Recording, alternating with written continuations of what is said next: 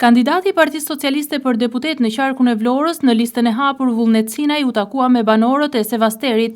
Banorët e Sevasterit kanë theksuar se deputeti Sinaj ka qenë gjithmonë një derë e hapur për të gjithë. Këtë gjë e ka mbështetur edhe kryetari i Bashkisë së Selenicës Nertil Bellaj. Si një nga deputetët që ka ndënë më afër të gjithë njerëzve dhe mendojmë sërish që qyteti konsoliduar në pozicionin e deputetit. Kemi një shans që 11 maj të votojmë Partinë Socialiste dhe Vullnetin. Ka qenë një derë hapur për të gjithë, edhe për ju. I mbështeti të gjithë, pa dallim bindje, dhe të majtë, dhe të djathtë. Kandidati për deputet i Partisë Socialiste në qarkun e Vlorës, Vullnet Sinaj, tha se është me plot vullnet për të kërkuar mbështetjen dhe mandatin e tretë. Gjithandej qarku të Vlorës bashkë me qytetarët dhe për ta, në çdo kohë dhe në çdo moment, ka thënë Sinaj, i cili ka kërkuar votën e banorëve të Sevasterit.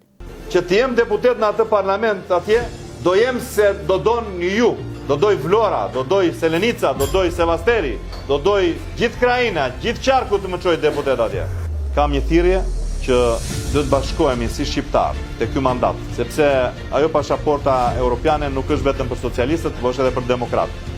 Diaspora do votoj, do i shkojë edhe diasporës tonë kjo flet votimi, ata që janë socialistë të vënë dy kryqe, një tek Pesa, një tek Vullnet Sinaj.